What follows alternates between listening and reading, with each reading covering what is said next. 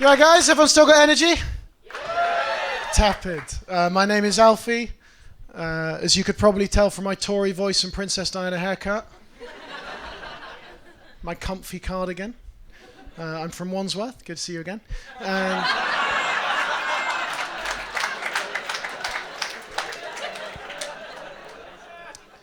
I grew up in a very white part of Wandsworth called Wandsworth. And genuinely true, like the school I went to had a real diversity problem. I went to a prep school in Wandsworth, and they took a survey, and out of 100 boys, 96 self-identified as white, right?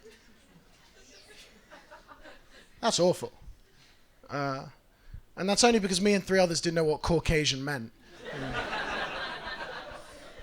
It was obviously a private school. I apologise for that in advance. My parents are in that middle ground between sort of like comfortable and wealthy. I feel like I'm not going to get a lot of sympathy for this next bit, to be honest.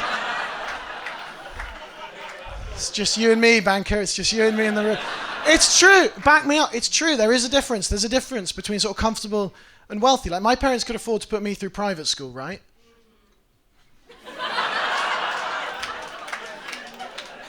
Indeed, they could. But there's no inheritance coming. You know what I mean? Like, I have property.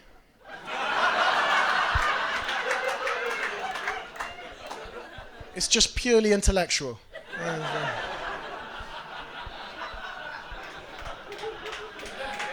Thank you very much. I genuinely have a big posh dad, and that's sort of how this has happened. My parents, it's a bit of a complicated upbringing.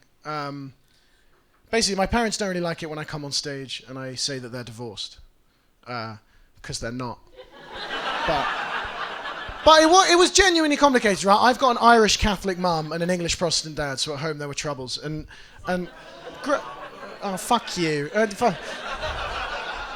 It's true. It was the reason it was complicated is because my mum is a devout Catholic woman, right? And my dad is a devout fan of Arsenal Football Club. Like, those things really don't mix. Like, I had to split my weekends between the church and the Emirates Stadium.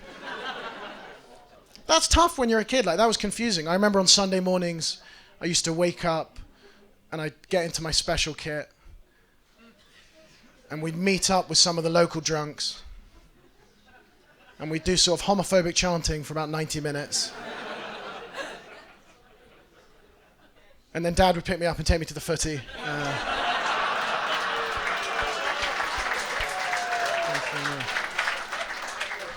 Come on, guys, switch on.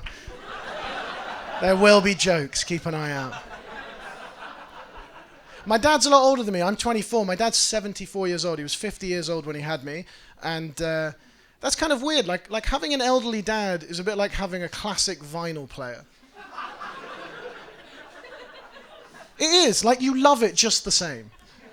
But you're fully aware of the diminishing utility. It might stop working if you don't clean it once a month. That kind of thing, you know what I mean? I love my dad. My dad had a lot of children before I was born. My dad was married and divorced twice before he met my mum. Just for something to talk about on skiing weekends. And so we ended up with a lot of kids. I've got 4 brothers and sisters. They're all much older. And they've all got children, right? Which means I've got 7 beautiful nephews and nieces. And 2 absolute munters. But 9 in total, 9 nephews and nieces, and I love my nephews and nieces, right, but I don't respect them.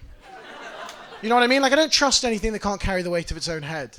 And like, my brother and sisters are very pedantic parents. You make the smallest mistake and suddenly you're ostracized from the family. I was looking after my 7-year-old nephew Ned the other day, and I accidentally put him down in front of the human centipede. Instead of the very hungry caterpillar. And now I'm not allowed to babysit, you know, which feels harsh. I love my brothers and sisters, but I'm a very different, like, generation to them. Like, it was my birthday last week, and I get very reflective around my birthday. I worry that I was too much of a people pleaser growing up. Have we got any people pleasers in? Well, you cheer at anything, to be fair.